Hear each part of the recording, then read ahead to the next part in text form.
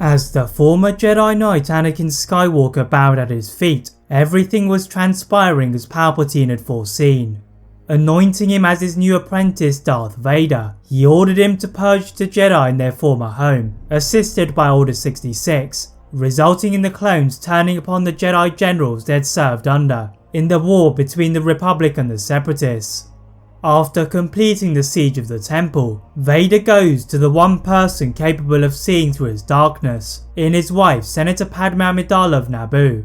But so engrossed in the dark side and the potential ending of the war, the Anakin that Padme had known had been replaced as he left the Senate apartment complex to kill the Separatist Alliance, hidden on Mustafar by Sidious.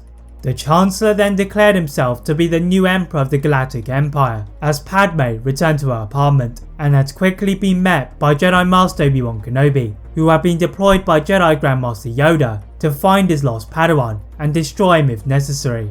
The Senator does not tell the Jedi the location of Vader, for fear the Master would destroy him, but Obi-Wan had snuck aboard her ship and they eventually landed on Mustafar. The heavily pregnant Senator ran to Vader, but then stopped as she soon realised that Obi-Wan had been right about what Anakin had become.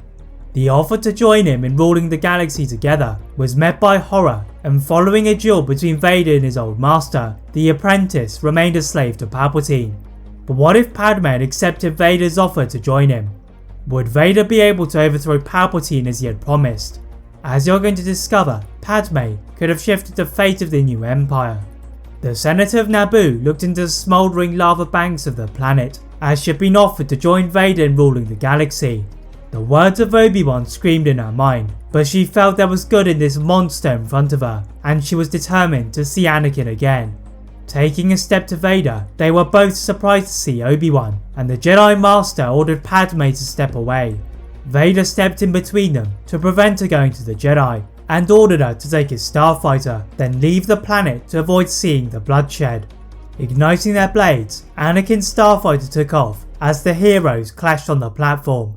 Obi-Wan knew the power of Anakin from their training and battles, but with the dark side, the former Jedi smashed against his defences, and he needed all his mastery of Soris Su to keep him at bay. The Jedi moved the battle to the mining area, and Obi-Wan sensed that Vader was overconfident, so he assumed Qui-Gon's stance to test the Jedi.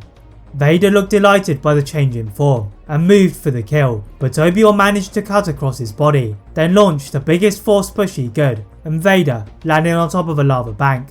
But as Obi-Wan walked towards him, the starfighter piloted by Padme arrived to collect the injured Sith, and they flew off of the planet. Obi-Wan had no choice but to trudge back to the star skiff, joined by R2-D2 and C-3PO, and he aimed to make his way to Coruscant to help Yoda in his battle with the Emperor. Approaching the planet's coordinates, the Jedi Master is stopped by a transmission from Senator Organa, and he instructs him to head to his apartment to discuss their next plans, without Padme or her Force-sensitive children. Yoda and Bail Organa deem it necessary to find Padme, and they take his Alderaanian starship to Mustafar to look for any traces of Vader and Padme's location. Obi-Wan, on the other hand, took his own starfighter and headed for the planet of Naboo, hoping that the Empire had not made their presence, landing in the picturesque hills. The Jedi could already see clone troopers beginning to patrol the streets, and the Jedi Master needed all of his stealth to rush to the Theed Royal Palace, where Queen Apolana had been waiting for any news on Padme. The Queen welcomed the Jedi into her home, but he had no time to exchange pleasantries, as he had told her that Padme was in the hands of Vader and the Empire, and he needed the help of Naboo to find her. The Queen provides Obi-Wan with a security force on the Gungans, and Representative Jar Jar Binks arrived to join the Jedi on his way to Mustafar again. Reconvening with Yoda and Bail Organa, they had managed to procure a number of recordings between Palpatine and Vader, and they discovered that the Sith Lord had wanted to take Vader to oversee the construction of the Death Star. The Jedi had been accurate, as the apprentice had been recovering from his wounds at the Grand Republic medical facility on Coruscant, and bowed to Palpatine at the helm of the Star Destroyer. The Sith Lord looked across from Vader, and his eyes narrowed at the sight of Padme, ordering Vader to eliminate his weakness. Vader merely waved his hand gently, and all of the naval officers clutched at their throats, as he then ordered Padme to move to safety, pointing his blade. Palpatine accused his apprentice of treason in making an attempt on his life, and summoned his own blade. As they converged to meet in the center of the bridge, the ship began to shake from their power and the lights flickered out. The two Sith seemed pushed against each other in a battle of the Force, and the energy around them buzzed until it became too much for their surroundings. Palpatine and Vader projected in opposite directions, and their fates were in the balance. Vader woke up in unfamiliar surroundings, but quickly identified it to be similar to the clone barracks. As his eyes still burned a sickly yellow, the former Jedi had not forgotten about Palpatine and ran outside to find the legion of the newly conscripted stormtroopers, pointing their blasters in his direction. The Sith summoned his lightsaber from the belt of one of the Imperials and threw it in a perfect arc to decapitate them all, then went to the giant screen that all of the other troops had gathered around. Palpatine appeared to stand in front of the remainder of the Senate and brought Padme to the booth to speak on his behalf. Vader looked in anger as Palpatine used a form of Sith persuasion to twist Padme's mind as she denounced any politician daring to oppose the regime. The Sith apprentice clenched his fist again, and this time the figure of Palpatine crackled and distorted as the coverage disappeared into a small fireball. The shocked troops turned around as Vader stood on top of the tallest platform, and they responded by firing at him. He seamlessly deflected the gunfire with supreme confidence, then dragged a massive generator onto all of the attackers to crush them, before running to the hangar. The area was filled with some of the newest prototype vehicles, and he took one of them out of the training complex to hunt down Palpatine. The apprentice glanced at his navigational computer and found he had just left the planet of Kamino before heading for Coruscant. As he flew the lengthy journey to the Imperial Palace, Vader glanced at his radar and saw a group of TIE fighters streaking towards him, and he knew the Emperor wanted him to die alongside the Jedi. Using all of his skills harnessed on Tatooine, the former slave ducked and weaved to confuse the pursuers, then fired the front-mounted turrets to maximum effect, taking out 3 of the pilots. But more continued to descend upon his location, and as he approached the coordinates of the planet, an entire blockade stood in his path. Vader felt something extremely powerful in the Force, and the distraction enabled the Star Destroyer to strike a critical hit on the hull of the ship, and the Sith wrestled control as he crashed into the destroyer. Jumping from the canopy before the inevitable collision, Vader ignited his blade and sliced through his attackers, before choking one of the officers on the bridge to ask for the location of Padme and Palpatine. The poor officer clutched and gasped for air, then revealed that he did not know their current location other than a mention of the planet of Biss. The recently discovered planet had been one the Jedi had regarded as off limits due to the strong connection with the dark side, and Vader redirected the destroyer to the deep galactic core. Through the dangerous hyperlane known as the Biss Run, Vader used a security code on board to pass through, and hovered above the bright and colourful atmosphere. The Sith apprentice left the controls and ran to the Force presence he had felt earlier, and he turned a number of corridors to the medical area, finding his children in Luke and Leia. Padme had given birth shortly after he had dueled his master, but the Emperor had awoken first to take the children from the Senator, seeking to expose them to the dark side and fulfill what their father could not.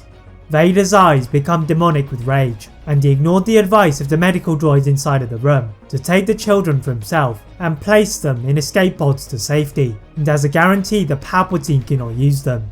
Entering into a ship to the surface, Vader swooped vertically to the Citadel of the Emperor and docked beside the tall structure before barging inside.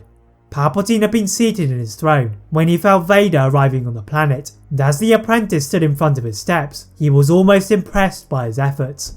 Vader ignited his blade again and pointed it at Palpatine, demanding to know the location of Padme, but he merely cackled and leapt out of the room as he used the Force to cave in the building. Vader used all of his dark side powers to try and shield himself, but he could not stop the chain reaction of detonations, and he fell into a heap. A short while later, he felt the rubble above him move, and he opened his eyes to see Padme. Palpatine had underestimated the Senator, as she had cleverly escaped the capture of the Imperial troopers, and she had overheard them discussing the fate of Vader. Padme fired at various joints in the debris, and eventually Vader stood to his feet, so they set about leaving the planet, controlled by the total might of the Empire. Vader could finally get a good look at his surroundings, and it appeared as if they were entirely encased by rubble. The Sith apprentice found a weak spot and used the dark side of the Force to lift some of it to the side, but they are quickly met by blaster fire. The two newest fugitives of the Empire fight through the gathering of Imperial troops, but Padme soon gets hit by a stray bolt from a stormtrooper, and Vader unleashed the full quantity of his detained fury. The Empire's recruits are blasted back in an astonishing display of force power, and Vader looked up to see a squadron of ships flying overhead. Reaching into the Force, the former Jedi Knight pulled an Imperial supply ship away from its path, and he jumped on, then lifted Padme to safety. Vader effortlessly wiped out the security of the stormtroopers and DT series sentry droids aboard the ship, then asked the inventory droid for their destination, but to their shock, it had no destination as it had been merely to assist the attack on Vader. The apprentice barged through the cargo crates to the front of the ship and, throwing the pilot out of the window, regained control before it nosedived into the ground and zoomed off into hyperspace. Padme trudged to the front of the ship despite her injured arm and demanded for the location of their children, but Vader looked away in shame of what he had done, carefully explaining how he had hidden them in escape pods to avoid their capture from Palpatine. Padme looked annoyed, but it did at least show that Vader was capable of compassion, and she ordered him to find them before their deaths. Back in a rebel starship, the Jedi Bail Organa and Jar Jar Binks had been trying to find the location of the Death Star. The Gungan general used his connection to Queen Julie and the Dargoyan Order to enlist their assistance in combining their force powers to find the space station together. After meditating over a period of many moons, they managed to uncover that the Emperor had been rapidly capturing any Force-sensitive children across the galaxy, including a number of Bardotans, and his next move was to head to Corellia. The rebellion had gained intelligence that the Empire had already been operating on the planet, installing a large Imperial garrison, and this had to be a mission that the Jedi needed to perform by themselves. The Jedi snuck aboard a Corellian freighter on his journey to the planet, and using several mind tricks to bypass the security codes, they managed to land by one of the many fishing ports. There the Jedi disguised themselves as merchants, and the Force guided them to Coronet City, where they are met by the maze that was the metropolis. Through the spaceport, the Jedi glided past the patrols, then found a passage to the Imperial base. The Force presence they had felt grew to its strongest, and the Jedi had to reveal themselves to gain passage inside. Igniting their blades, they swiftly dismissed the guards outside before more could arrive, and run to the medical wing where they find Luke and Leia were being kept. The Jedi realise that this must be the children of Vader and Padme, and are unsure of what to do with them, as the traditional Jedi method of taking the children to train would only serve to anger Vader. Their questions are soon answered by the dull thud of bodies dropping to the floor, and they turn around to find Palpatine. Even if Yoda had wanted Obi-Wan to run and take the children, they could not, as the Jedi are forced to defend themselves from a flurry of lightsabers, which just missed Luke and Leia, so they decide to battle outside to avoid any potential injuries to them. From the patrols to the civilians, everyone stopped to observe this dazzling duel, but the Jedi had eyes on the spaceport as they glanced at the arriving Vader and Padme, sneaking behind their battle to find the children. Yoda and Obi-Wan tried to divert the battle back to the indoors, but a mighty force blast from the Emperor nearly sent them into the sea. As the Imperial reinforcements began to surround them, they had outlasted their welcome on the planet and jumped onto one of the rebel reserve ships to fly away. The troops give up on one pursuit, but they quickly turn around to avoid the displeasure of the Emperor in capturing Vader and surround the port. The Emperor's voice bellowed across the entire city, and Vader and Padme are trapped. The apprentice is about to walk outside when the rebels fly overhead and began firing at the Imperial forces, providing a sufficient delay for an escape, so Vader and Padme take possession of an Imperial freighter before leaving the planet, relieved that they had their children. But the battle was not over.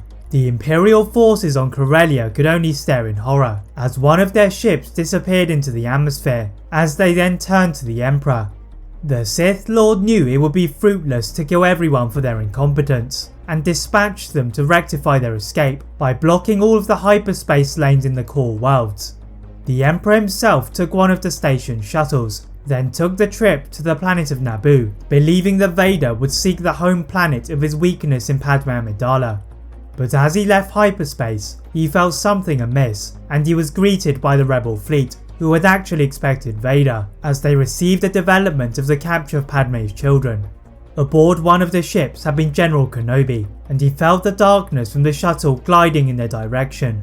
ordering all of the turrets to intensify their firepower. The central Mon Calamari Star Cruiser began to draw the shuttle, using its tractor beam, but from behind the Emperor's shuttle, a much bigger Imperial fleet hovered into viewing range, and the rebels realised that they had been surrounded. Obi-Wan was wise enough to know when a battle could not end in victory, and decided to retreat from the planet, and alongside Yoda and another ship, attempted to lure the Sith to the ground, and finally end the reign of the Emperor. The initial part of the plan is a success, as the Emperor had been furious that his fleet had allowed for an escape, and he used the obvious distraction to dive to the ground. The Imperial forces on the planet start to begin their move, and the Naboo security forces and the Gungans have to escort Queen Apolana before she could be killed. General Jar Jar Binks had been put in charge of leading the defence, and the Gungan diverted the battle into the trees and used the knowledge of the terrain to split the Imperial troopers. This enabled the Jedi to take to the higher ground of the palace, and very soon Palpatine landed on a hilltop opposite them. The Jedi stood proudly as they waited for a move, and the Sith Lord obliged by pulling down the foundations of the palace, and the Jedi had to hop and jump between the collapsing pieces of the building to the ground. Yoda then hopped onto a passing speeder as Obi-Wan approached the Emperor from another angle, and together they began to close in. Palpatine was annoyed by their resistance and cast a cloud of Sith sorcery around the area, and the Jedi had to shield themselves until they felt a gust of wind from above them. The winding ion engines from Vader's ship punched a hole in the wave of magic, and the former Jedi Knight jumped down to create a tremor in the hill. The other Force users could feel the power of the Chosen One, and the Jedi quickly hid in a cave to watch the two Sith lock in a battle of the Force. Vader used all of the hate he had built up from the capture of his children, and he pushed against his master's lining attack. Palpatine scowled as he began to slip on the small cliff top, and in one mighty blast, the Emperor is sent into the valley below. Vader stood at the top, looking down at his victim, when the Jedi appeared behind him and ordered him to let Padme and his children free. This did not sit well with Vader, as he screamed that Padme had willingly chosen him over the Jedi and the former Republic, then summoned his blade. The Jedi did not want to fight him for the sake of Padme, but they had no choice, and as Obi-Wan began to be pummeled by the intensity of the strikes, for the first time in his life he ordered Yoda to run. The combined might of the former master and apprentice projected Obi-Wan down to the city floor, and Vader began to fall in the opposite direction. It appeared as if he would meet the same fate as his previous two masters, but his ship plunged downwards to meet his fall, and he breathed a sigh of relief. Even though the Rebel Alliance had been victorious on Naboo, the war had been lost with the defeat of the Jedi, and the Sith Lord negotiated with Bail Organa. Vader had no need for the Death Star, and decided to destroy it, but ordered for the Alliance to leave him and his family in peace. The rebels are forced to concede that Padme was out of their hands, and they had to be ruled under the new Empire. With Padme placed in charge of the Imperial Senate, the galaxy soon became more unified, and Vader could live peacefully with what he had wanted when he first joined Palpatine. That is it for What If Padme joined Vader on Mustafar. If you enjoyed this What If, please like this video, turn on that notification bell, click that subscribe button on this channel, as well as on my other channel What If Films. And as always, leave a comment on what if you'd all like to see next, and how I can improve my videos. Thank you all very much for watching, and see you next time.